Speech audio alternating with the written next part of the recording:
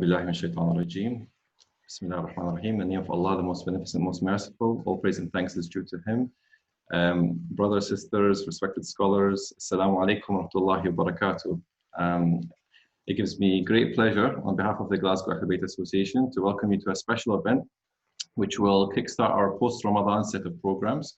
More on those later, but this evening we're absolutely delighted to be hosting a session with a speaker I've personally been following for over 15 years, and it's a privilege to share a platform with on this very pertinent topic of institutional racism and prejudice.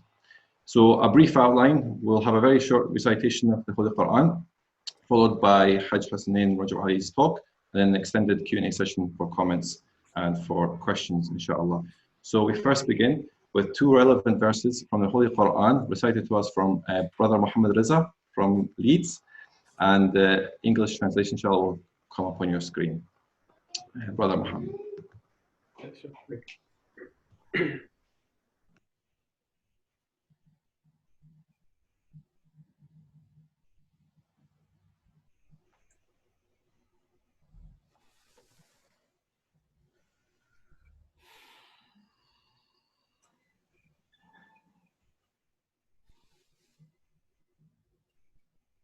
Assalamu alaikum wa rahmatullah. Please make the session full of barakah with a loud salawat ala Muhammad wa ala Muhammad. اللهم صل على محمد وآل محمد. أعوذ بالله من الشيطان الرجيم. بسم الله الرحمن الرحيم. ومن آياته خلق السماوات والأرض ومن آياته خلق السماوات والأرض واختلاف ألسنتكم وألوانكم إن في ذلك لآيات للعالمين.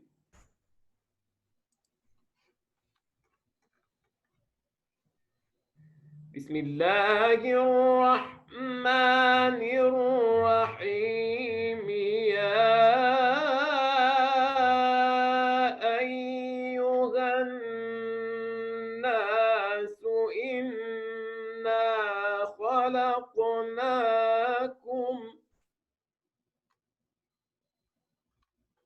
يا أيها الناس إنا خلقناكم من ذكر وأنثى وجعلناكم شعوبا وقبائل لتعارفوا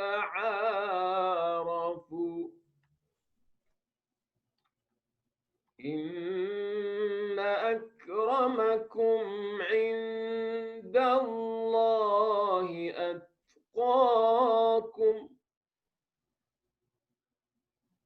إن أكرمكم عند الله أتقاكم إن الله عليم خبير.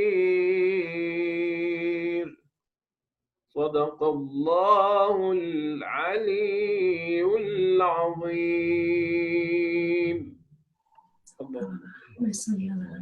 Thank you very much, Brother Muhammad, for a beautiful recitation, perfect to start our evening, alhamdulillah. Now, to move on, the GA has a diverse core committee, and Sister Sonia Alam has been a very key part for a number of years, and she's been instrumental in helping facilitate today's event, inshallah. And I'd like to pass you to Sonia, inshallah, and she'll introduce Brother Hasanain for his talk. Thank you, Brother Ahmed. Assalamu alaikum, everyone. For those of you who are nearby in Scotland and also around the world, it's a real pleasure to welcome all of you. And it's such a great honour and blessing to introduce our special guest speaker this evening, Hajj Hasanain Rajabali. I believe this is his first ever trip to Scotland, albeit in a virtual sense, and we're so delighted to welcome him and inshallah pray that there'll be more to come in future. As most of you know, Brother Hasanain has dedicated several decades to promoting the religion of Islam through his very passionate and inspiring speeches all around the world, through his debates, even starting as a child in school against his teachers, and most recently through a new platform called Enlight Media. Throughout the holy month of Ramadan, and now continuing every Thursday to Saturday night, along with expert panellists, he's been enlightening us on many topics, including in-depth understanding of Quran, programs in spiritual elevation, and novel perspectives. He's founded a state-of-the-art Islamic school in Dearborn, Michigan, Wise Academy, as well as Camp Taha, which is the first Muslim summer camp in America, empowering youth and those of all ages to learn and grow spiritually. My family and I were very blessed to attend for the first time 6 years ago, alhamdulillah, and we've now been going back every summer ever since then. If you're able, it's really worth making the journey, inshallah. So tonight's topic is challenging institutional racism and Islamic perspective. It's really important to mention that this is far from being a new issue, but rather the world's attention has been reawoken following the horrific murders that we've seen of George Floyd and Ahmaud Arbery in the USA, but not to forget the other parts of the world where we've seen the killing of a young Palestinian man with autism and disability called Iyad Halak, and an appalling massacre of Hazara women and babies in a maternity hospital in Afghanistan recently. This week also marks the anniversary of the Speecher massacre, where 1,700 Iraqi cadets were executed by ISIS simply for being followers of Ahlul Bayt alayhim salam. So tonight, while we're seeing ongoing protests around the world, as well as counter-protests that we've seen in London today, and a renewed interest in our historical past, with activists renaming streets here in Scotland and statues of slave traders being torn down, we're going to look at this topic in more depth and how we go about challenging this systemic hate. And if you do have any questions to pose for Hajj afterwards, then please feel free to message Brother Hasanain or myself, or raise your hand. And if we could now welcome Brother Hasanain with a loud salawat. Thank you. Allahumma salli ala Muhammad wa ali Muhammad. Thank you. Bismillah ar-Rahman ar-Rahim. Alhamdulillahi Rabbil Alameen. Wa salatu wa salamu ala khayri khalqi wa nuri arsh. أفضل الأنبياء والمرسلين حبيبنا وسيدنا وسندنا وشفيعنا ومولانا أبي القاسم محمد وعلى آله الطيبين الطاهرين المعصومين المظلومين. I begin in Allah's name, the Beneficent, the Merciful. And Allah subhanahu wa ta'ala, as was recited beautifully in the beginning of this program, in Surah Al-Hujurat, verse number 13, Allah subhanahu wa ta'ala says, Ya ayyuhan nas, inna khalaqnakum min dhakarin wa untha, وَجَعَلْنَاكُمْ شُعُوبًا وَقَبَائِلَ لِتَعَارَفُوا إِنَّ أَكْرَمَكُمْ عِنْدَ اللَّهِ أَتْقَاكُمْ. O mankind, we have created you into male and female nations and tribes, so you know each other. And the most honorable to Allah is the one who is God conscious, meaning the one who is cognizant of the duties of promoting right and forbidding wrong, and living an upright, moral lifestyle, because Allah says those individuals who are merit-based are the ones who are most honorable to Allah, not our skin color, not our height, not our financial status at the moment. All of those are secondary, if not tertiary in life, and it's important for us to also transact with each other on that same level. For to Allah, inna akramakum indallahi atqakum, the most honorable to Allah is the one who's God conscious. Then we, as his subservient creations, we also need to apply the same levels of criteria to each other, for that is what really counts. So today, the topic obviously is racism, and how do we counter racism? And to me especially, if there's one thing that's the core evil system, that's a cancer that has existed on earth time immemorial, because it's almost like as if Iblis launched it when he refused to bow to Allah, and he said, فَبِعِزَّتِكَ لَأُغْوِيَنَّهُمْ أَجْمَعِينَ, by your authority I will beguile them all. I think the most essential core of the destruction of the human race is through racism. And to use the term human race, for we are one, and racism to me is splitting mankind. And Quran says, "Ma khalqukum wala ba'thukum illa ka nafsin wahida." We didn't create you, but as one community. And I think the satanic systems of divide and conquer is the most efficient and effective when it's done at the race level. So we as intelligent beings, and when Allah says, "Ittaqillah," be God conscious and be aware that when Allah says, "Wa'tasimu bihablillahi jami'an wa la tafarraqu," hold on to the rope of Allah and do not deviate and do not create what we call factions and divide the community. I would believe that the way of God is unity and the way of shaitan is disunity. And what is more consistent and persistent as a cancer than what we call these racist realities that we live under? And to me, there are three kinds, obviously, and I've mentioned this yesterday when we had this dialogue, and I'd like to discuss that. So institutional racism is what we are looking at. It's the differential access to the goods, services, and opportunities of the society. And here, by the way, I'm quoting the words of what has been written with regards to defining this terminology. And they say that when the differential access becomes integral to institutions, meaning differential access, meaning not everybody has the same kind of access to opportunities, it becomes common practice. And then we make it difficult to rectify. So institutional racism, and the key word is institutional, please understand. And there are three kinds of racism, as you know. There's the individual racism, the kind where the individual practices racism, but it's not the common standard. The second one is the internalized kind of racism, where the victim promotes it, right? That's and then of course the third kind is the institutional. The institutional racism's validity, or what we call strength, comes from the first two. When individuals practice racism and those who are victims verify it, they validate it, then the institutional racism becomes even stronger.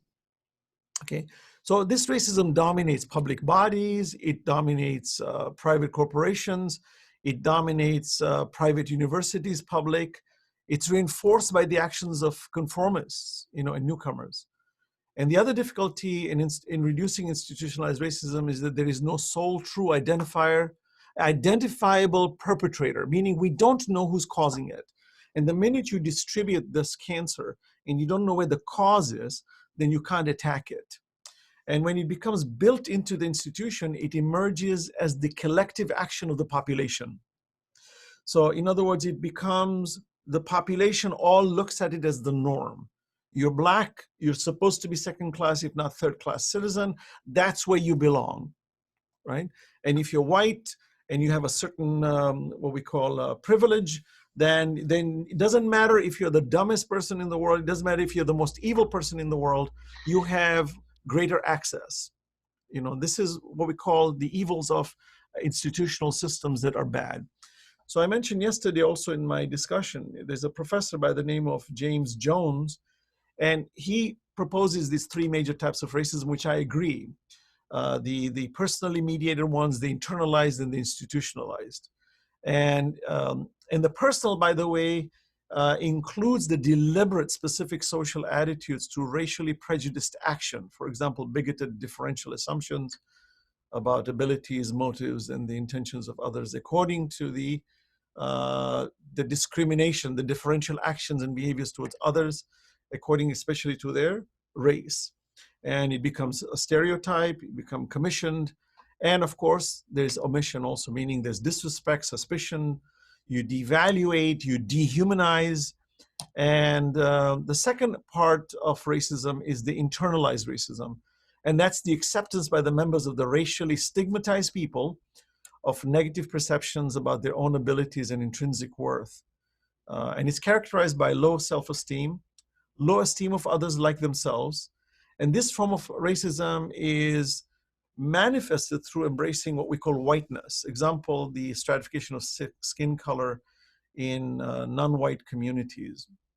Self-devaluation, learned helplessness. You start using racial slurs, the N-word, for example.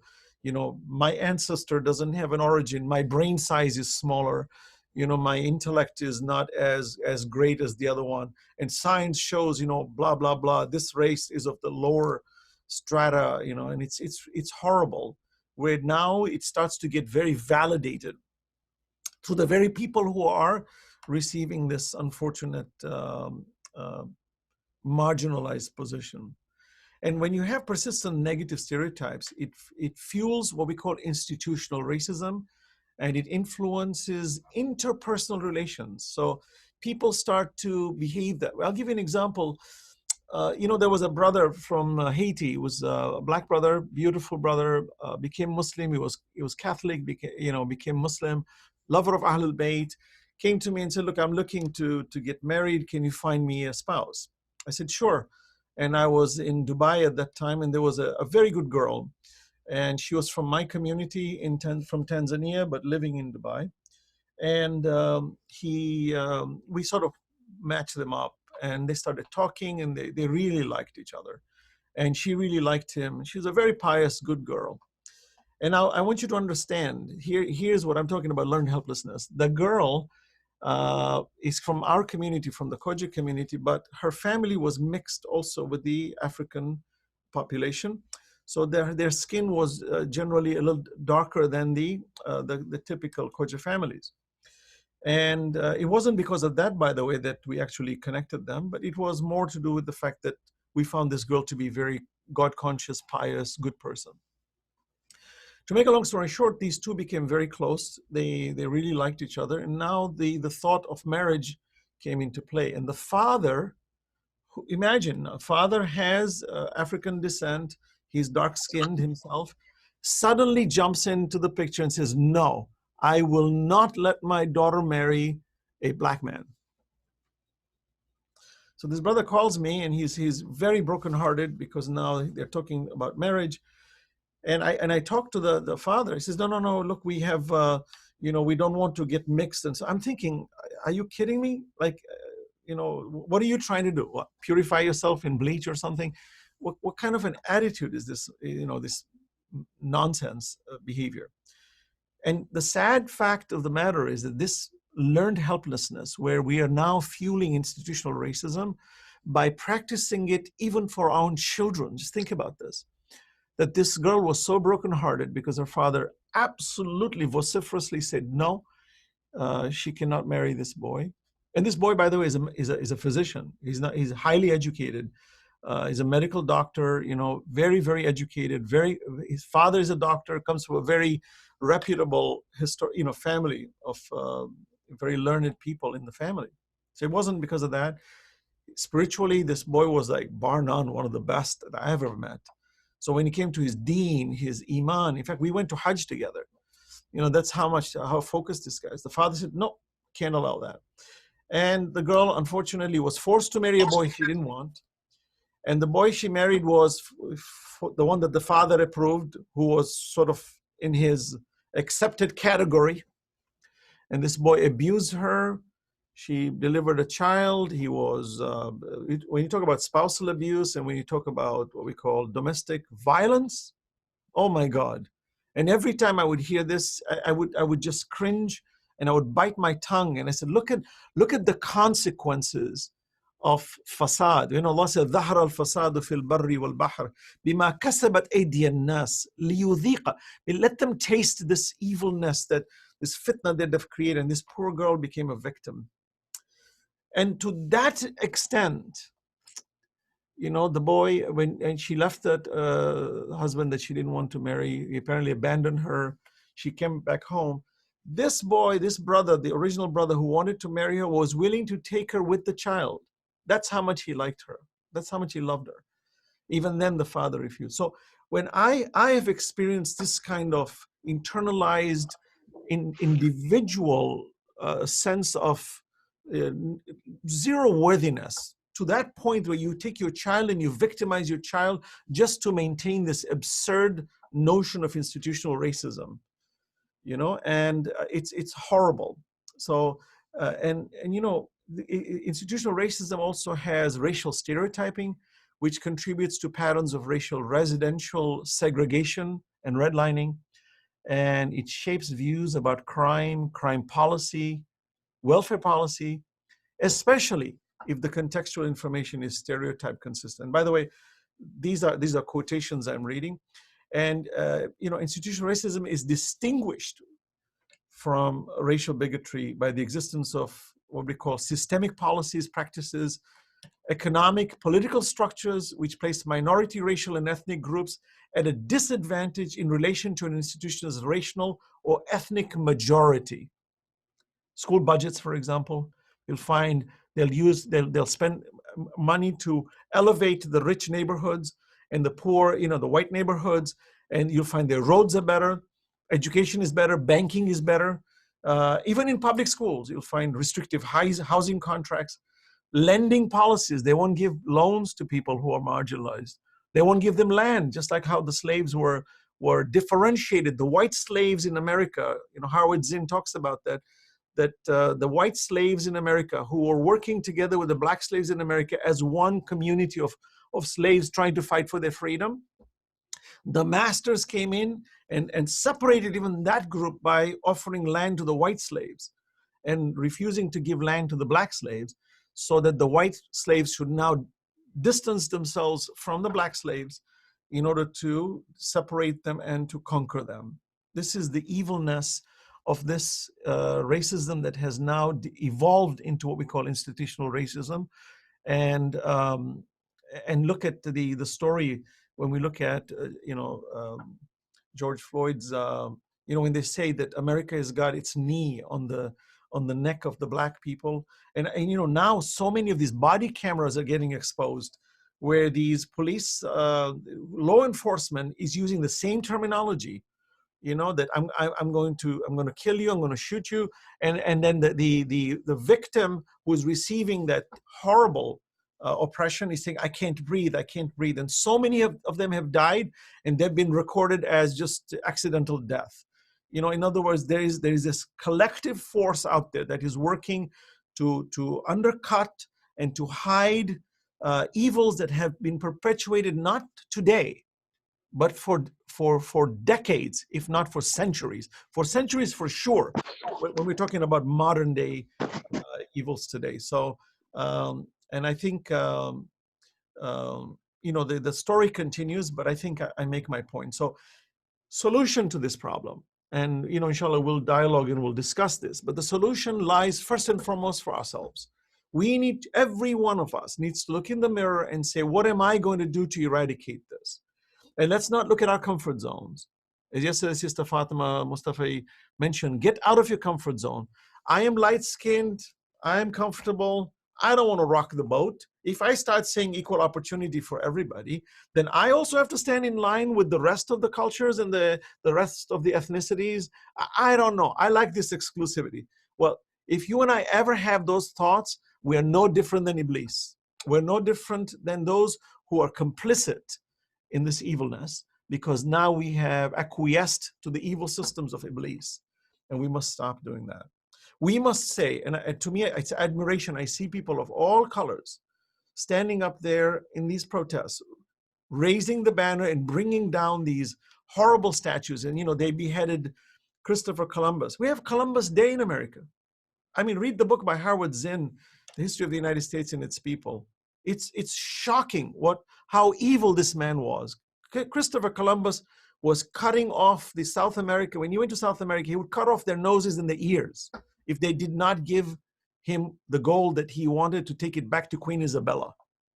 I mean, this is how evil this man was. The people were so good, they welcomed him, that they say when his ship arrived in South America, the local indigenous people swam to welcome them. And what did he do in return? Stole their gold, enslaved them, and cut their ears off and their noses. And we have a statue of this horrible, evil, you know, pernicious individual. We have the audacity to have statues of such people. The audacity, I call it. Where there's one thing for us to be quiet about such blatant racism and blatant what we call evilness. We now edify them and make them into statues, and we actually have a holiday called Columbus Day. I mean, you want to see institutional racism in our faces, rubbing us every single day? It's this. And when I saw his statue's head taken off, I said, Alhamdulillah, bring this guy down, because this man should not only be forbidden to be mentioned, but we should remember him in history as an evildoer. And we have so many like these across the United States, across the world. In the UK, they brought one down who was a famous, was a slave trader. Oh yeah, partially a philanthropist, of course, He built a few schools. Yeah, he stabbed everybody, took them to the hospital. Oh, he was so nice, he took us to the hospital. He's such a philanthropist. Look, he took us to the hospital. He even paid for the medical bills. Yeah, but he stabbed us. He dismembered us. Yeah, but it doesn't matter. We are Machiavelli here. It doesn't matter with, the end does not have to be justified by the means. He did a little bit of good. This is the satanic logic that is constantly used where vice can validate virtue. Whereas the principles of Islam are very clear that virtue can never be validated by vice. I cannot be a Robin Hood. I cannot be a thief. I cannot be a cheater and a liar and then ultimately bring good. No, the means by which we attain the good is as important as the good that we attain. And if we don't pay attention to that, we are in violation of the core principles of the divine law. So in conclusion, let us start individually among ourselves. That let us be vocal. When somebody makes an incendiary comment about a race with a broad brush, oh, all these Chinese people, that COVID came from China. Stop. Excuse me. Where's your evidence? Oh, it's a Chinese thing. Stop. What do you mean Chinese thing? What do you mean by that? China has over 1 billion people. You're telling me they're all complicit to this nonsense? There's hypocrisy in that. Stop. We have to say, excuse me, you have your evidence for that? Or what do you mean? Everybody knows that. No, not everybody knows that. Explain, please. The minute somebody's put a stop to that behavior, they will think twice the next time they make that statement, because they'll think, oh, there's somebody else who's going to stop me now. So you and I need to be what we call vigilant and careful in listening, and in a gentle way. We say to the person, I'm sorry, but I don't agree with what you're saying, in a gentle way. Or bring an alternative idea. Say, you've made this statement, but let me give you another alternative view. Maybe you'll try to understand it from a different angle. And sometimes that gentleness in approach, when Allah says, "Ud'u ila sabili rabbika bil hikmah," invite them to the way of your Lord with wisdom, that maybe we can tell them that there's another opinion on this. So don't think that what you're saying is ironclad, because this is where the problem lies. And then we all sort of, either we're silent, we nod. This is what we call institutionalized bullying, where the bully gets away with it, and then the bullied goes home and destroys themselves because they feel that they're really that bad as what the bully said. And we have to stand up for that. Allah on Judgment Day will ask us, I gave you the ability to do that. This Enlight program and our vision in that is precisely that. We must rise against oppression. Even if it costs us our lives, then that's what it must be, because there is no greater value, as Imam Hussein alayhi salam says, in kana deen Muhammadin lam yastaqim illa biqatli faya suyufu khudini. If the religion of the Prophet cannot stand upright except by my death, then swords come. I'm ready to go, right? Ridam biqadha. We are satisfied by your decree, O Allah. And this is not something that you and I should shed tears in Ashura and then we go on our old ways. No. And we don't have to go out there and fight people, with arms and so. No. We fight ourselves by saying, first and foremost, I am going to submit with humbleness to my Lord, and I will be completely in love with all human beings, black, white, and in between, the brown, the yellow, all colors, every shade. You look at them as was recited in Surah Al-Rum. Allah subhanahu wa ta'ala says, وَمِنْ آيَاتِ, right? خَلْقُ السَّمَاوَاتِ وَالْأَرْضِ وَاخْتِلَافُ أَلْسِنَتِكُمْ وَأَلْوَانِكُمْ. Right? إِنَّ فِي ذَلِكَ لَآيَاتٍ لِلْعَالِمِينَ. I mean, we made you into various cultures and languages. And look at the verse, by the way. وَمِنْ آيَاتِهِ, listen to the verse. And of his signs is the creation of the heavens and the earth and the diversity of your languages and your colors. Meaning the most magnificent creation is the creation of the heavens and the earth. And God has combined the diversity of colors and languages as one sentence. So nobody can say that the diversity is contrary to the beauty of the creation of the skies and the earth. Meaning the diversity and the languages and the colors of our skin is the added beauty to the creation of the skies and the earth. And for you and I to see it any other way, there is a sickness in us. And you know, for me, many a times I would look at somebody and say, people say this race is not good. People would say this is not good. I would look and say, I wonder what do they mean by this is not good? How ugly is it? I don't understand. And I would look and oh yeah, you know, these are third class people. These are, look at the way they look, even the way they walk. And then they'll try to depict them to look like, you know, Neanderthals, or they'll make them look like apes, you know, just to kind of give them that association so that we should now bridge. I remember I was reading an ethnography book, and they were talking about the Germans, and then you see this woman wearing this German dress, you know, and then they're talking about the Swedes and the Europeans, and then they talked about the Arabs, and you saw camel. Like, what does a camel have to do with an Arab? Everybody else, the Europeans, they all have human beings depicting their cultural, symbols, you know, with their dresses or whatever. And then Arabia, and you see a camel. And these are curricular books. These are books that are taught in school. This is what I call institutional racism poisons. So first and foremost, it starts with ourselves. Second of all, we must be establish institutions. And when people say, how do we counter institutionalized racism? We must institutionalize anti-racism. We must institutionalize divine principles that insist on harmony and love for all of humanity. And we must be firm about it, and we must not negotiate that matter. And shaitan will play tricks with us. Well, what if this person has a slightly different perspective about Allah? And what if this person really believes in Allah but considers Jesus? And what about, oh, you know what? Let's start differentiating now. Because this person is no longer technically a Muslim. You know, there's a sort of teetering on kufr. And this person now is probably becoming, you know, maybe a mushrik, you know. So you know what? Yeah, we have, no. Imam Ali alayhi salam says to Malik al-Ashtar, oh Malik, there are two groups of people under you.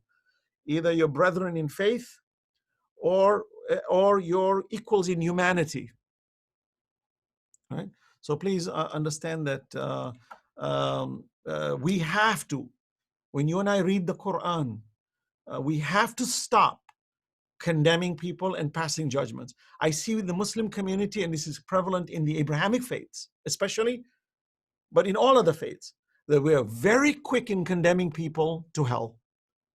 This is the seed, part of the seed, because it all adds up. Oh, that's a kafir. That's an atheist. That one's going to hell. Oh, this one is, stop. We gauge people on merit. How honest are you? I met an atheist who was so honest to me, full of akhlaq, that when he was talking to me, he said, I hope I will not hurt your feelings if I ask you this question. I looked at him, I said, where did you learn these manners from? He says, I've been reflecting. I said, that what you're doing is the divine footstep. That is towards God. The way you're behaving is proof that that is towards God. You can claim yourself to be an atheist right now, but technically you're an agnostic. You're not certain. That's why you're dialoguing with me. But I must tell you that your character is impeccable. And sometimes in the back of my mind, I'm thinking about some of our Muslims, and I'm going to point a finger at the followers of Ahlul Bayt, where we love Imam Hussein, we say, Nare Haydari, Ali, mashallah, and then we're backbiting, we're fault-finding, we're misogynistic, we are phobic, we are, racist, but we love Imam Hussein, we love Imam Ali alayhi salam. No, that's a contradiction.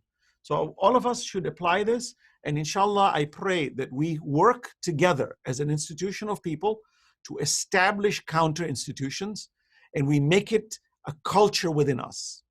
so that when people meet us, we will look at them and raise our eyebrows. What? What did you just say? No. That's not the norm in my community. We don't follow that. Oh, what do you mean? I'm sorry, that's just not the way we do things. Now there's a counter movement. And hopefully that becomes the de facto authority. And I believe when Imam Mahdi alayhi salam comes, he will establish this. Because according to the Quran, Allah says, وَنُرِيدُ أَن نَمُنَّ عَلَى الَّذِينَ اسْتُضْعِفُوا فِي الْأَرْضِ وَنَجْعَلَهُمْ أَئِمَّةً وَنَجْعَلَهُمُ الْوَارِثِينَ. It is our desire to make you the oppressed, the leaders, the inheritors. And you will become the leaders of the community. Remember that.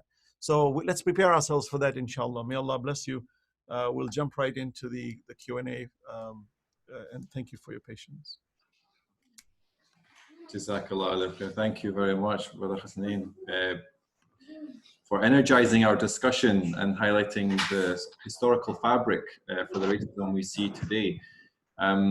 So we have this beautiful opportunity, alhamdulillah. So now we can go towards some questions and so forth. And if people have something to say, or preferably we can just, if you ask, just unmute yourself, and then we can take some questions that way. If you want to also send some on private to either myself or Sonia to air the questions, that's another avenue, inshallah. So please feel free. I'll just check some comments. Assalamu alaikum, Brother Ahmed. Wa alaikum assalam wa rahmatullah. Assalamu alaikum, Haji Hasanain. Alaikum salam wa rahmatullah. I've just sent you a question on the chat. So if you can, Ahmed, put my question to Haji Hassan Rajabali, please. Thank you. So is this the chat that says, while we champion humanity on the one hand, we have created an easy acceptance of racism by ingraining into our children the rejection of people other than us, by teaching them that these non-Muslims are najas, yet we can readily accept blood transfusions from these kuffar when it suits us. The height of hypocrisy. Comment, please. Yeah, so that's a good question. Now, remember, when it comes to addressing somebody as a kafir, kufr, and najasa, these are debates that are constantly taking place among our scholars with reference to how do we as Muslims, when we want to purify ourselves, meaning that what is the means by which we can live a pure life? Quran says, فَكُلُوا مِمَّا ذُكِرَ اسْمُ اللَّهِ, for example, eat that which Allah's name has been mentioned, right? Rizqan halalan tayyiba, eat the pure good food. So it becomes sometimes a technical question. What does it mean by that? So of course, the most fundamental is that you must earn the money in a halal way. So I don't care if you slaughter the animal in a halal way, facing the Qibla, give water to the animal, say Bismillah, Allahu Akbar 100 times, but then the money that you bought the animal, or the animal doesn't belong to you, that money is not rizqan halalan tayyiba, right? So you can go through the process of purifying an animal, but that doesn't mean that if it's ill-gotten, then that food is haram, right? You can't, you have to be careful for that. And our fuqaha and our urafa believe that when you imbibe, when you eat, when you take something that is not pure, it does affect the spirit. From what perspective? The mere fact that I'm reckless about what I'm eating has already been affected by that negative behavior. And then the consequences of the negative behavior may lead to further negativity. It becomes sort of a snowball in negativity. But you're right. For us, as I mentioned before, sending people to hell and condemning them as kafir, and this one is najis, and this one, these are things that you and I must avoid by as much as we possibly can. But now one may ask the question then, how do I manage my purity if I'm going to avoid this? Study and understand the meaning of najasa. Study and understand the Quranic verses of najasa. Study and understand the rules of adjudicating judgment on people. Understand that. So in this conversation, I will say first and foremost, start on this matter with zero judgment, because Allah is the master of the day of judgment. We say 10 times if we pray 5 daily prayers, Maliki Yawmiddin. Allah is the master of the day of judgment. So you and I have no authority to pass any judgment on anyone about the future post day of judgment. It's not within our jurisdiction. Even the Holy Prophet ﷺ did not have authority on that. A woman There was the Prophet buried a man, and his mother, I think, said, "MashaAllah, I see my son in paradise." And the messenger says, "How do you know that?" He says, "Well, Holy Prophet, you buried him. You recited the talqeen, And the Prophet said, "How do you know that?" "Because I recited that your son is going to paradise." That is not in my jurisdiction. This is the jurisdiction of Allah subhanahu wa ta'ala. And no human being can circumvent that notion. So for you and I to condemn each other is a satanic principle of divide and conquer. So extremely important. Number two, when it comes to, when we look at people of other than us, by teaching them that the non-Muslims are najis and so on, be very careful on that. Najasa has its qualities, and even if it is najis, understand that there is a position. And by the way, najasa does not only come from non-Muslims. There's a lot of najasa that comes from Muslims. Muslims eat najis things. People. There are Muslims who drink alcohol. There are Muslims, unfortunately, who eat pork. So what do you mean? What do we mean by najasa? Right? When we separate, if you're Muslim, you're pure. That's not the case. Even if you go to a Muslim's house and you see the person opens up his refrigerator and you see a 6-pack of beer in it, and you say, "Well, that's a Muslim, so it's okay. Whatever he's serving me, I'm going to eat." No. Now it's become suspicious that what is that alcohol in there for? So we have to be vigilant, whether it's with Muslims or with non-Muslims. And I think that's by design. But for us to condemn or to reject is wrong. But for you and I to say, if a non-Muslim gives you something, say, how was this acquired? Or you know that this was acquired in a proper way, it's not najis. And our fuqaha, I have asked personally many of our ulama, of our maraji personally, eye to eye, I've asked them that question. And they've told me, eye to eye, they've told me, not by second hand, first hand, eye to eye, telling me that they don't believe in this level of najasa because it's done on ihtiyat. But some maraji insist on ihtiyat, so that's perfectly fine. Either way, both are right, technically, depending on the ijtihad of the individual. Imam Ali alayhi salam was asked the same question by 3 different people. He gave 3 different answers. That doesn't mean the 3 answers are wrong. It's subject to the individual's questioning. So I hope this makes sense. Haji Rajabali. Thank you very much. Please continue. Alhamdulillah. If possible, I also would like to just take a comment as well. So we have quite a diverse, alhamdulillah, audience, alhamdulillah. And we have a sister from Rwanda, and she has a few things to mention about the prejudices that she's faced in her life, as well as the prejudices she's faced in Rwanda and also in Scotland as well. So if Sister Zamda, if you could please unmute. Assalamu alaikum. Alaikum salam. Yeah, thank you for giving me this opportunity to share my experience about racism. What I can say, racism destroys life, hope, and future plan. No matter how hard you work, there is always people who are working way harder than you to prevent you from achieving your success, to prevent you from achieving your goals. Where I come from, there is no racism. I have never experienced this in my life. And to be honest, I have never dreamed that the things I have been going through, the things I saw in this country could even exist. I experience racism on a daily basis, everywhere. Bus, shopping mall, neighbors, landlord, everywhere. And I have been treated in the most horrible way.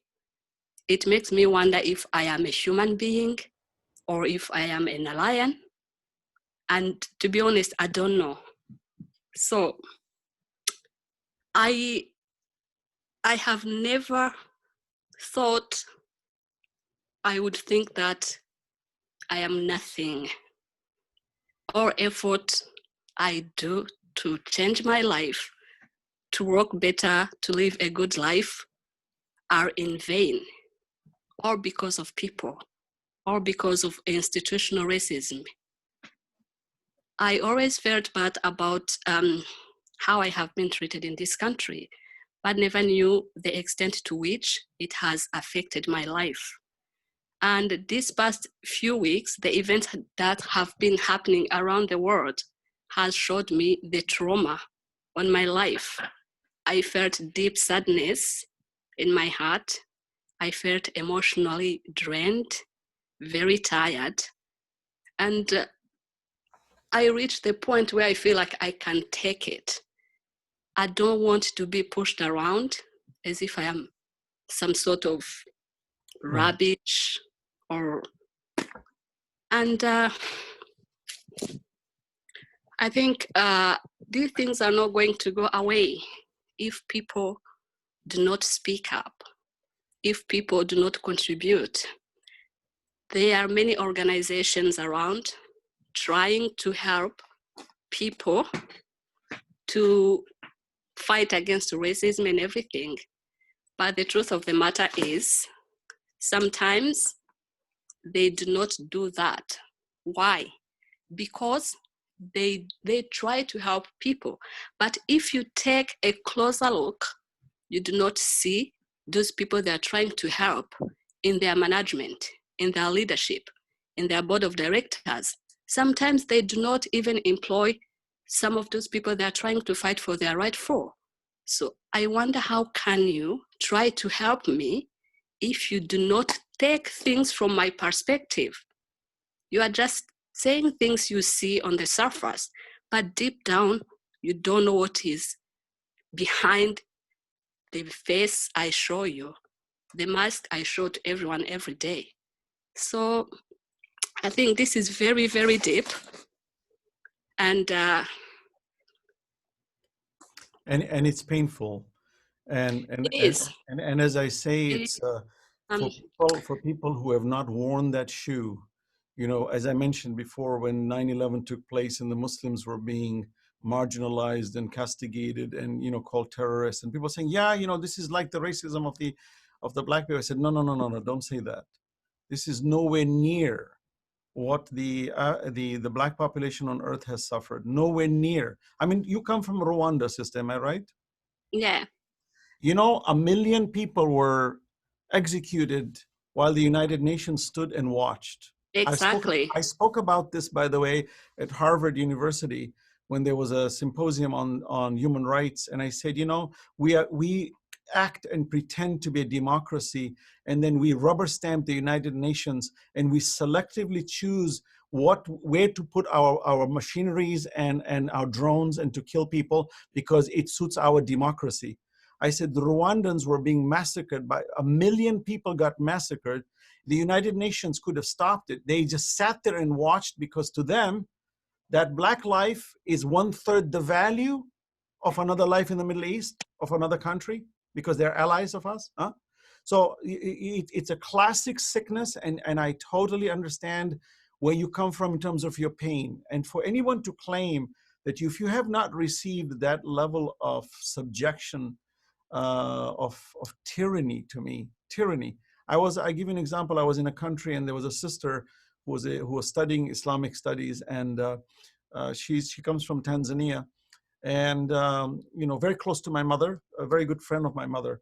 And we were walking with her shopping, and she was the only black person, you know, in our circles. And I was walking with her, and we were going shopping. And every time we go in, because I speak Swahili, so I was talking to her in Swahili. And all these people just stare at her, not in a positive stare, like, wow, you're the most beautiful thing I ever saw. How can I get near you? Like where did you come from? Who are you? And I'm sure you have experienced those kinds of racisms too. And I looked at the sister and I said, you notice how these people are looking? She looked at me, she smiled, she says, yeah, I'm used to this. This is what they do to me all the time. And you won't believe my heart sank, you know, knowing that, you know, we are in a world where this has reached a level.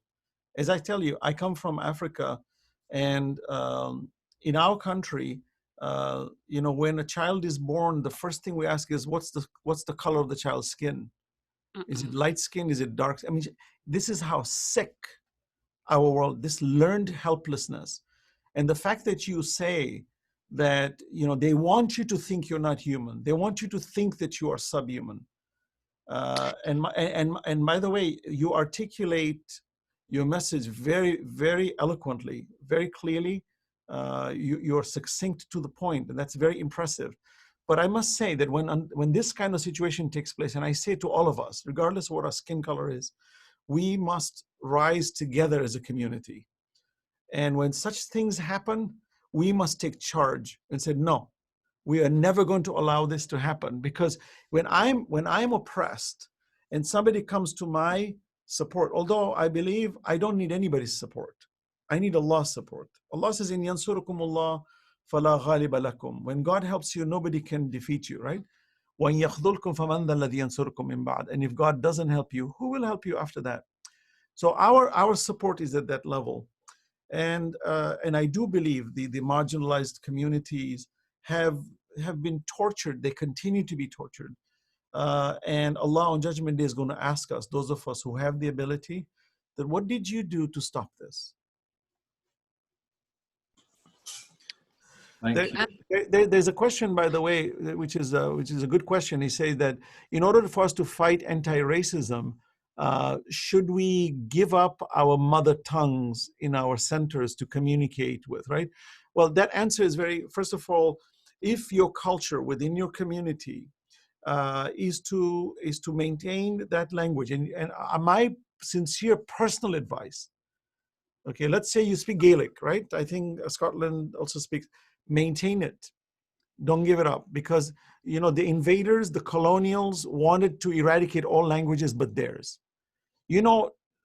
Kiswahili, the African language that I speak, was originally written in Arabic. It's a language that's mixed with Bantu and Arabic, okay, Kiswahili.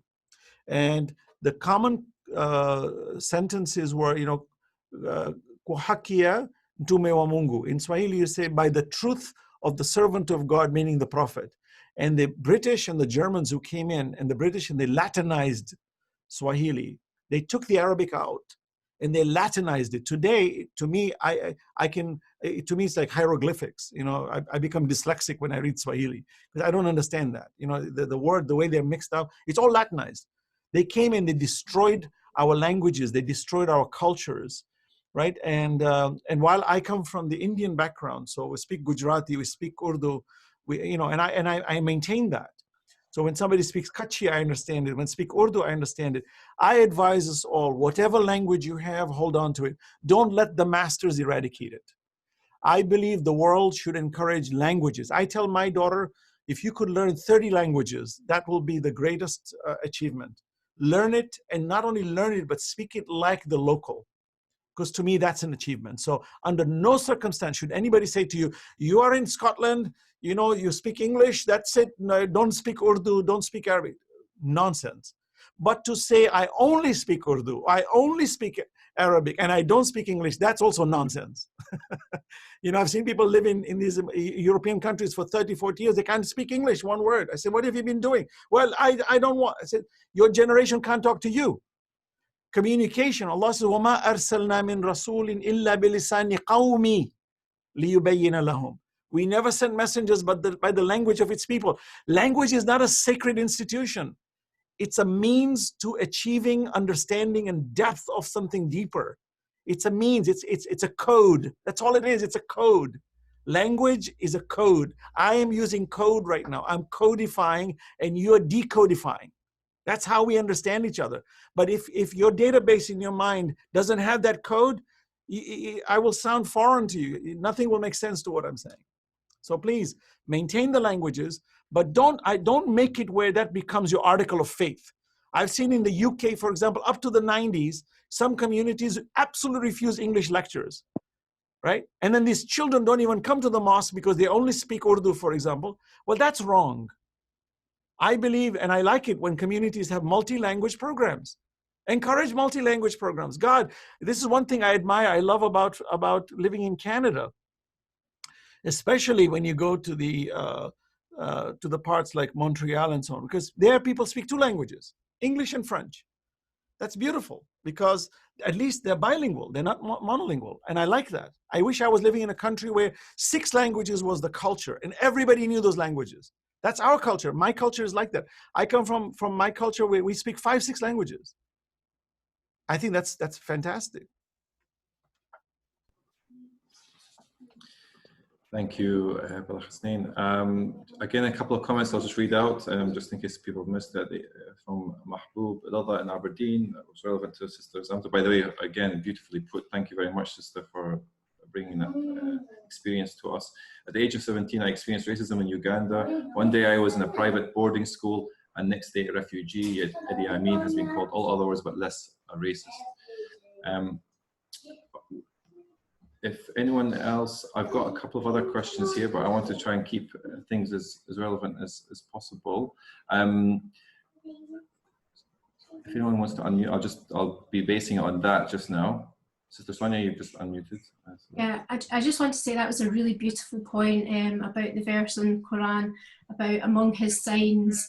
You know, it's a sign of God, all these different colours and languages. It's really beautiful. So it's something that's positive and lovely that we should celebrate. And hopefully, inshallah, we can do more of that. And Sister Fatima, who's been, you know, teaching us that we don't have one race, we've got so many different ethnicities, which is very, very important.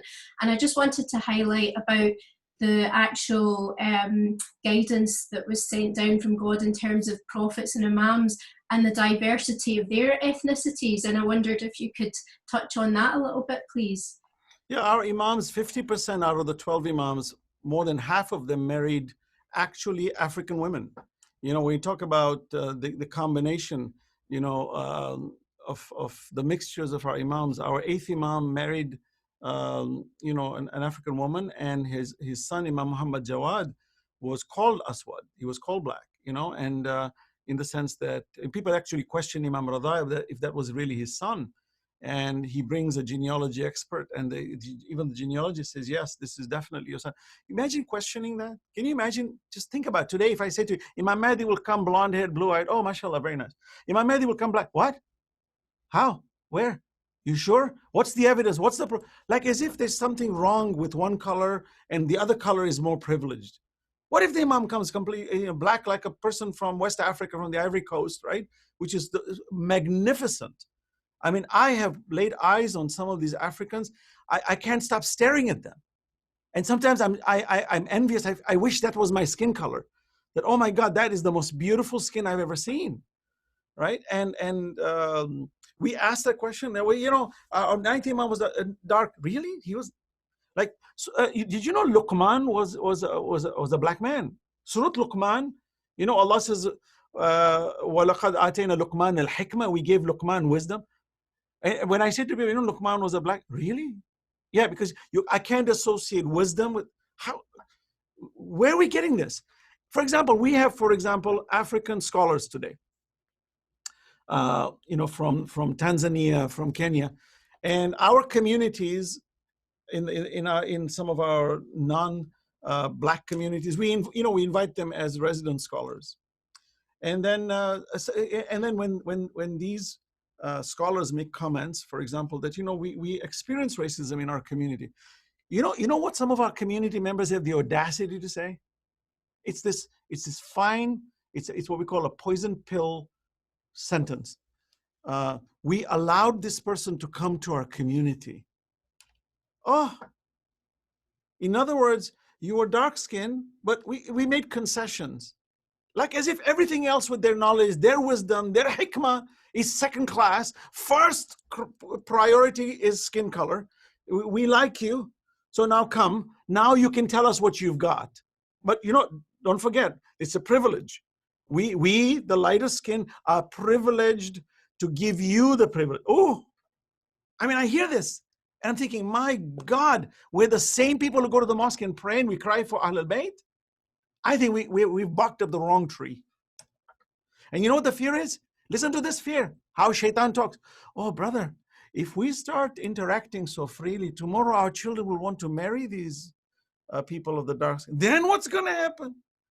I look at them and say, I got news for you. Our original parents were African. So I don't know where you're going with this. And what do you mean by that? What do you mean by that? So if a light-skinned Persian or an Indian or a Pakistani or an American or a European comes and asks for your daughter's hand, that's okay. The children will be a little blonde-haired, blue-eyed, maybe, you know, brown-eyed or brown hair. It's manageable.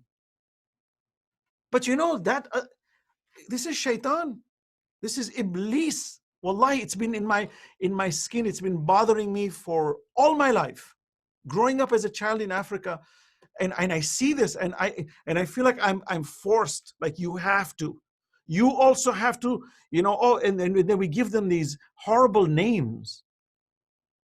And I'm being very honest. I know some people are cringing at this. As, oh, brother, you're being too blunt. I said, no, we've got, in psychology, if you want to get rid of a disease, you've got to admit it. You've got to accept it. You have to embrace it. You have to say, I have this problem. Now, how do I get rid of it? Because I'll tell you, as I mentioned in this verse in Surah Rum, you know, verse number, was it 22? I think, yeah. Allah subhanahu wa ta'ala, earth, sky, language, and colors, all is one. Wow, wow, wow, wow. Wow. Shame on us. I swear, shame on us. Shame on us for even thinking this way. Shame on us. Thank you. And even on this point, I think there was a question about differentiating between a Sayyid and marriages based on Sayyid and non-Sayyid. What can you say about this, please? Or the fact that we differentiate between the ulama with the black and white turbans, isn't this a form of institutional racism? Right. So the reason we do that is because the messenger wanted his family genealogy to be recognized. And the reason was not because he wanted to honor them and make them higher than anybody else, but he made a comment that my family will suffer the most.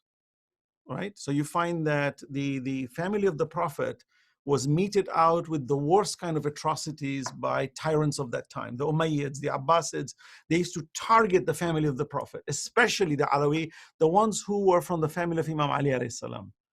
So the messenger said, take care of them, be kind to them, protect them, because they will become victims. Just like what we talk about with reference to this. But this exclusivity notion that, you know, I'm Sayyid, I'm better than you, this, I've heard it for people say that. This is contrary to the Quran. God never said, Inna akramakum indallahi Sayyid, you know, the most honorable to Allah is none.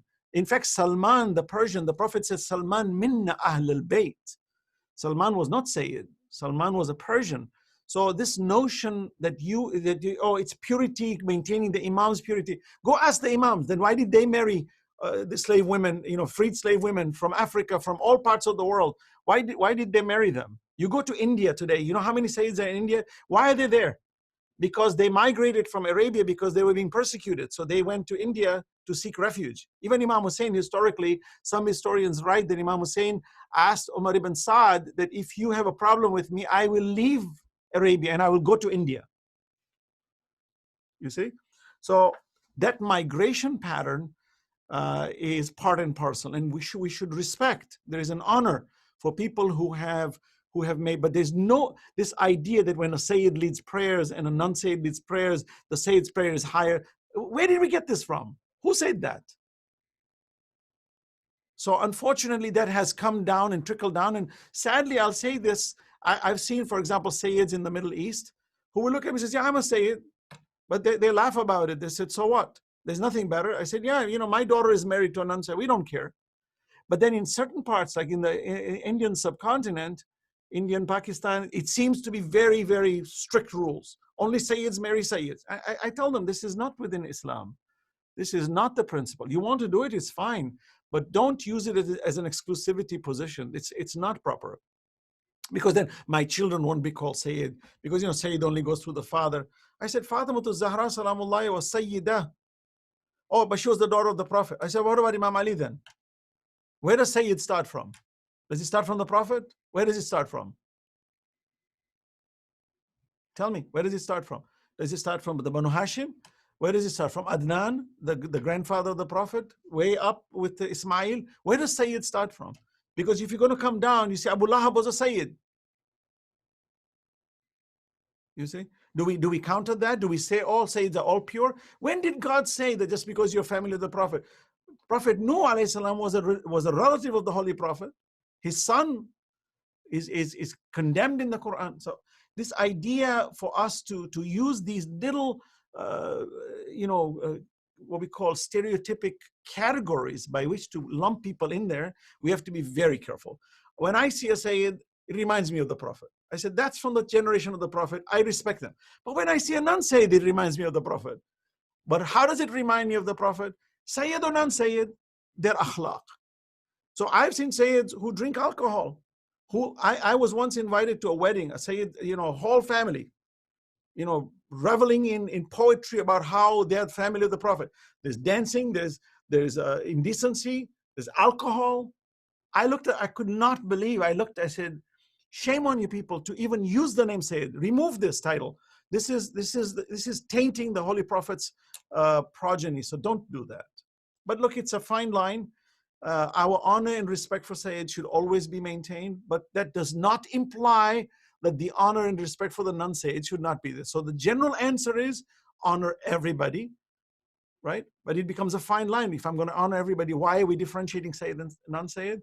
It's precisely for this reason that the messenger wanted to just sort of keep that as a delineation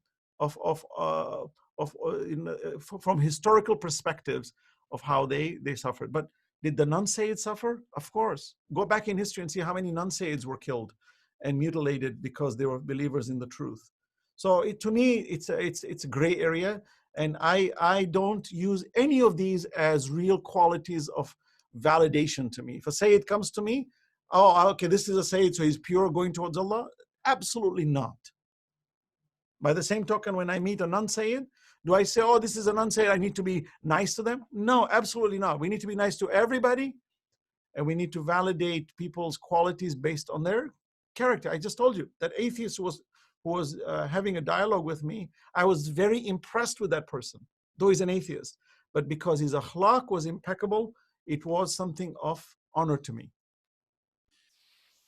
Thank you, Brother Hasanain. I'm conscious of the time. I want to try and get to, I know there's a few other questions that have been coming through. I'm trying to direct the discussion more on now solutions and what activities that are going on. And alhamdulillah, we have Sister Fayrouz, who's locally involved in some activism in the Glasgow community and also nationally as well, and involved in some groups. And she knows, for example, Stand Up to Racism groups and what they are getting up to, inshallah. Sister Fayrouz, if you could just give us a little understanding of what's going on, what's the kind of activities that are going on in and around the community just now. Assalamu alaikum, everyone.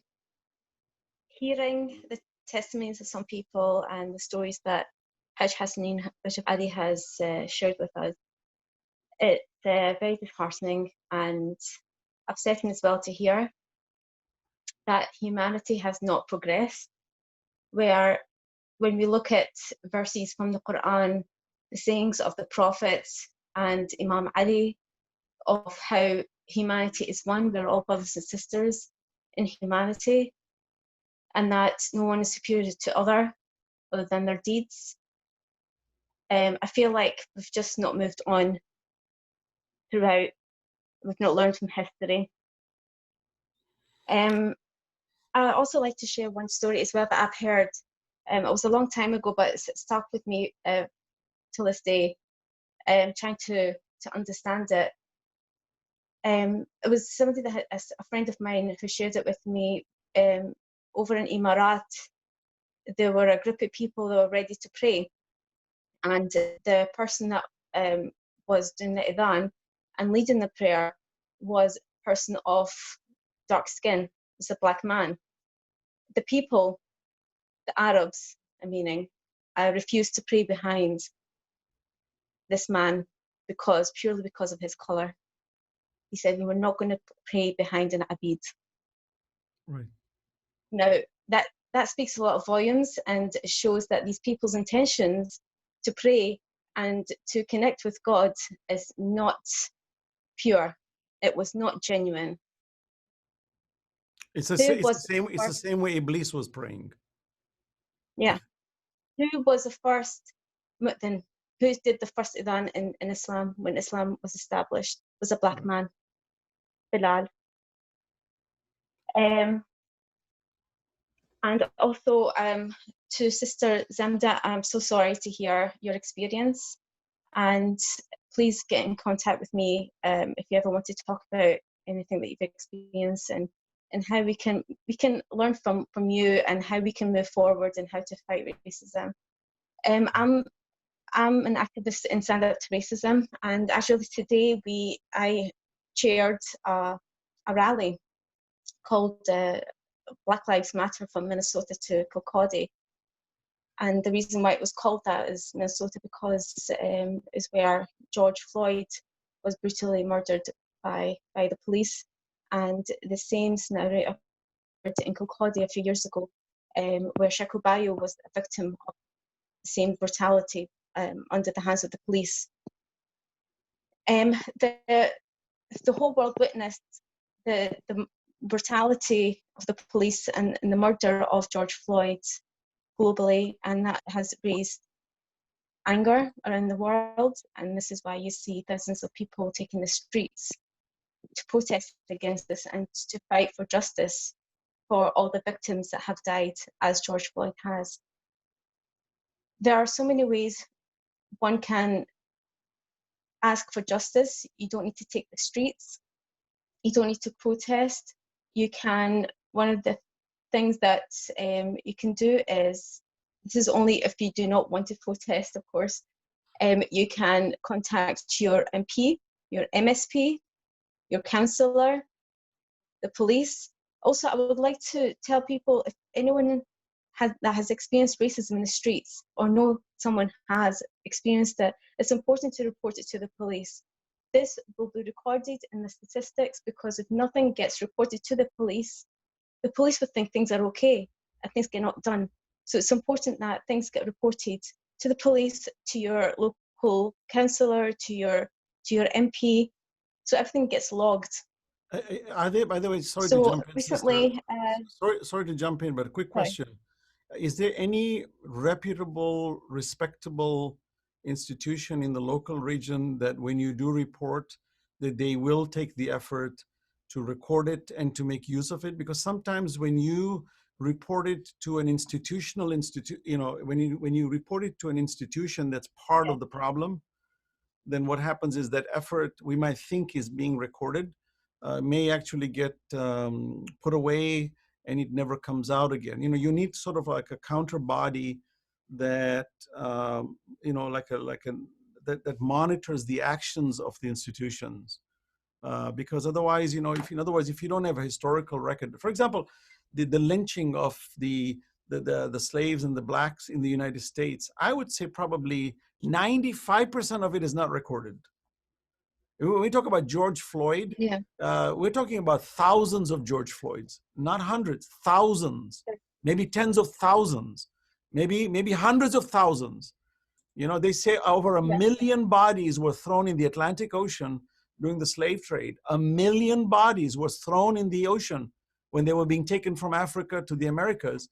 And when the churches were asked, what are we doing? They said, it's okay, we're taking heathens and making them into believers in Christianity. So it's okay. 1 million bodies, unrecorded, not recorded, right? So I can imagine how much injustice is taking place within our systems. And let me give you a quick example. Sorry to jump in, but when we counter institutions, look at the Jewish community. The Jewish community has institutionalized something, though they're a minority of minorities. There's only 18 million Jews on earth. Only 18 million Jews. You make one negative comment against the Holocaust. Say one thing about, let's say Hitler was not such a bad man. Say one of these things, although we've got a president now who's, on both sides of the divide, but generally you're going to get a threat letter, somebody's going to make a comment, and then the media is going to pick up on it, and they're going to tag your name with that negative sentence, right?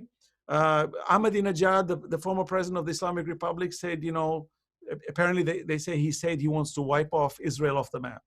So whenever the media presents it, Ahmadinejad, president of Iran, who wants to wipe off Israel off the map, say da da da da da.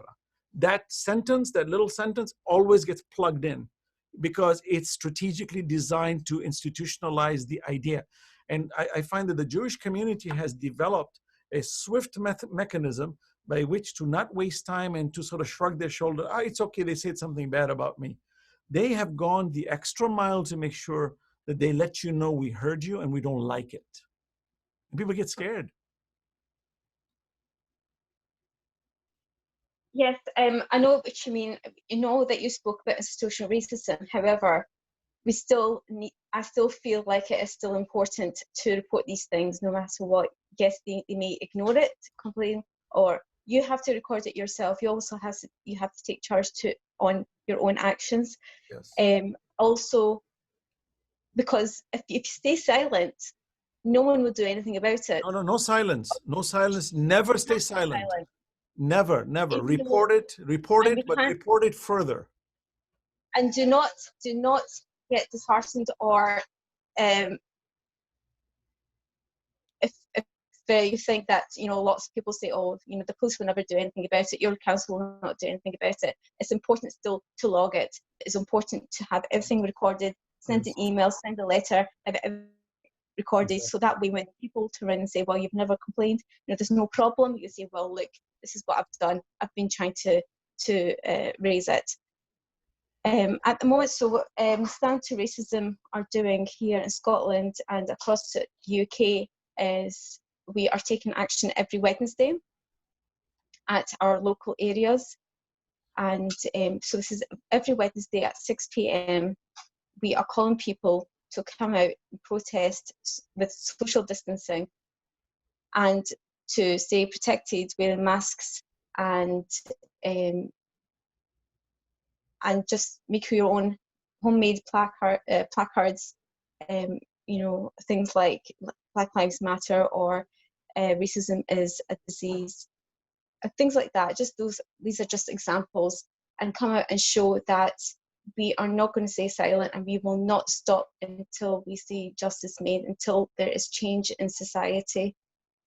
Also, if people if you don't feel safe to come out, you can always do it at home. You can take the knee and hold a placard, whatever message that you want to give out to the world. You can take a picture and send it onto Stand Up to Racism, and we can put it on Facebook and our social media.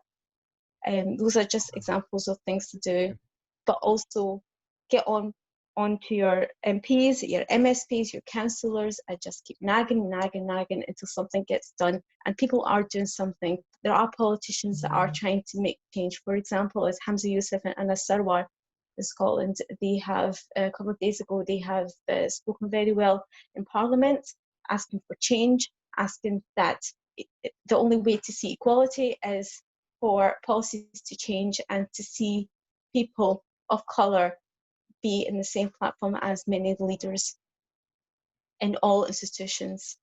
That's the only way to fight racism. Allah bless you, inshallah. Thank you. So I just want to, we can't stay silent, and we have to stay active and keep fighting for justice. Racism is the disease. It has been around for centuries, and we need to learn from history, and we need to progress. Humanity needs to progress. Thank you. Yeah, somebody makes a good point here that it is important to distinguish that not all Jews are Zionists, and many. Absolutely, anytime we draw negative expressions of any group of people, if we use a broad brush, it's false. 100%. Reject it. Any negative comments made with a broad brush is an expression of anger with no meaning in it. Okay, so whenever we say about a country or a people or people who are fighting something, always very distinguish it, even with the United States. Those who are for racism, who are for white supremacy, they're a small percentage of the population of the United States, just like in different parts of the world. And you have to be very careful which group are we talking about. Then not to generalize negativity. I always say negativity should always be, if you're going to say it with a fine brush and validate it very carefully. If you're going to say something positive, use a broad brush. It's perfectly fine. Right? There were a couple of other comments that were made that I am reading some of your comments, and I appreciate your kind words. May Allah bless you. Really, it's it's very encouraging to know that there are good people out there in the world, even in Scotland. And I was really eager to visit Scotland. Saying to Sister Sonia that I was going to come soon, because all the people from Scotland that I ever met were just wonderful people. Every person that I've met from that part of the world was just very congenial, very pleasant, and it's been a blessing, alhamdulillah. And inshallah, someday we will come and join. There's a person who made a comment that in France, when you go to the police station to fill a complaint against racism or police violence, they just refuse to take it. I mean, France is so bold in its bigotry. Even the niqab now, it's banned, but you can wear a mask and look like Darth Vader. That's okay. You can wear the Darth Vader mask, from Star Wars. That's okay, but you cannot. I mean, it's their hatred for Islam. It reeks out of their ears. The government, these legislators, whereas they know that the growth of Islam in Europe cannot be stopped. Margaret Thatcher made a very interesting point when Bosnia and Herzegovina and when the Serbians were attacking the Bosnian Muslims. She said, don't do this, because they will rise and they will take over Europe, because we have a history of Muslims rising in Europe. And if you look at the Crusades, was precisely designed to stop the growth of Islam in Europe. And that's why they went to massacre, King Richard the Lionhearted. And if you look at the history of the French people also, who went and claiming to reclaim what we call the Holy Land. It was all designed to stop the growth of Islam. And it hasn't stopped until today with their legislations in Europe. You can't have a minaret because it reminds us of missiles. This is, you've got these right-wing extremists who are even going that far. Don't even use a pencil. Don't use a pen, because it reminds you of a missile. I mean, how far do you go to try to stop something that that is natural? We're not talking about missiles. We're not talking about guns. We're talking about the love and beauty of the creation of God in a universal way. And you marginalize it. And I'll tell you, I smile about these people who rise up, these right-wingers who are trying to sort of silence. I smile about that, because they've done their studies and they've seen the statistics, and it's not lying to them. That's why they're so incensed by it. And I think it's so beautiful when Allah says, وَالَّذِي أَرْسَلَ رَسُولَهُ بِالْهُدَى وَدِينِ الْحَقِّ لِيُظْهِرَهُ عَلَى الدِّينِ كُلِّهِ.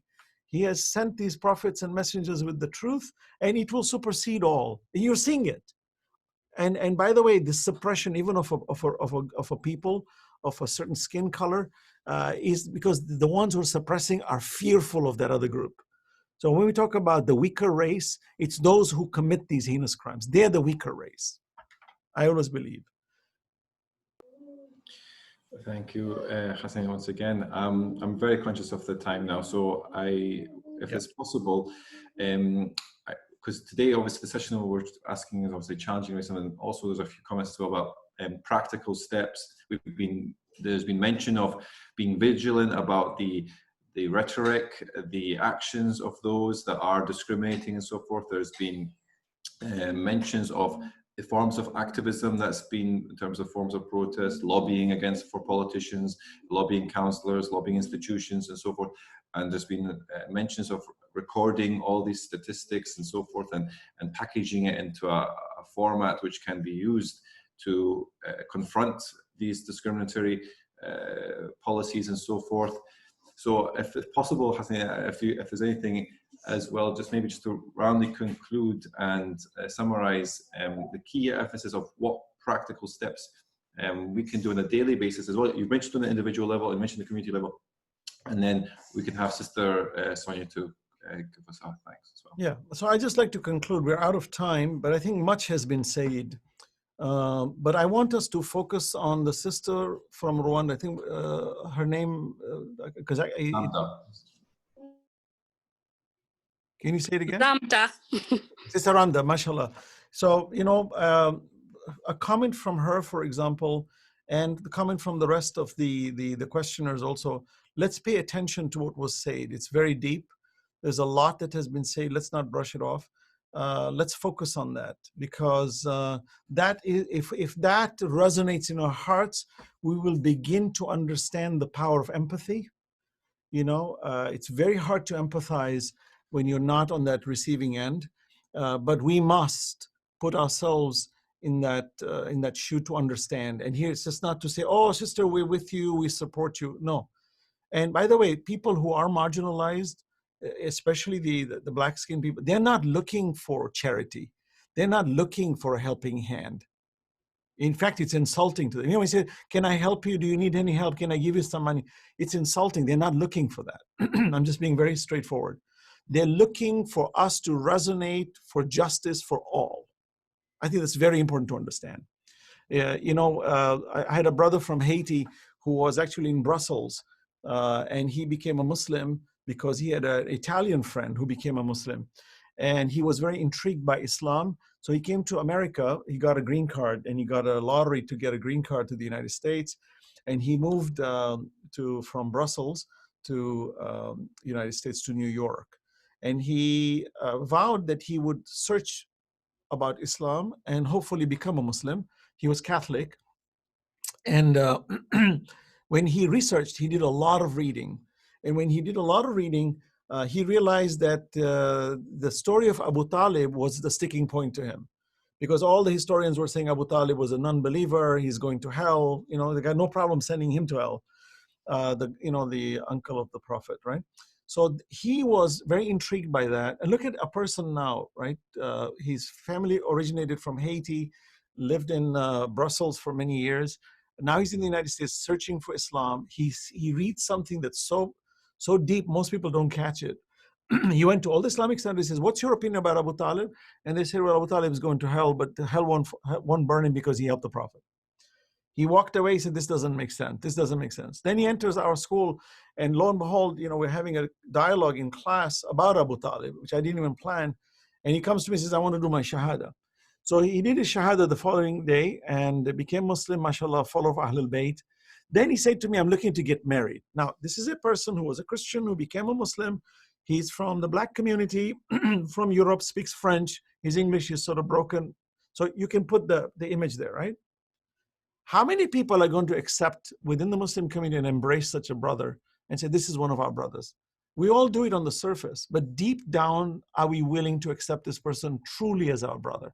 So I said, let me put this to the test. So the brother said, I want to get married. I said, I'll help you get married. I'll find the girl. Because I travel the world. I meet people from all around the world.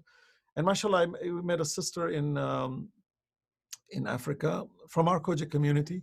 And they started talking, same story like the other. And mashallah, they got married. But the moral of the story is that I took him with me to a lot of my programs, you know, camp programs. I was going to Vancouver and I was invited as the keynote speaker there. So I said to him, come with me. He was excited. You know, he packed up his bags, got on the plane, and we flew together to Vancouver from New York. And he was always next to me, and we were having dialogues, discussions, and all the community members were asking, who is this brother? Who is this brother? And introducing him, so bringing him into the community to be accepted like a brother. And he became so close to the Vancouver community that he went to Hajj with them. And until today, they're so close to each other like brothers, right? And that's the important thing, that we don't just say, well, I'm against racism. Allah says, what are you doing about it? And such people don't need our charities. And let's not say we have enabled you or I have given this to you. I've done something for you. No. Kind speech and forgiveness is better than charity followed by injury. So let's invite them. Let's accept it as a community, No innuendos. No, oh, but you know, this one's no.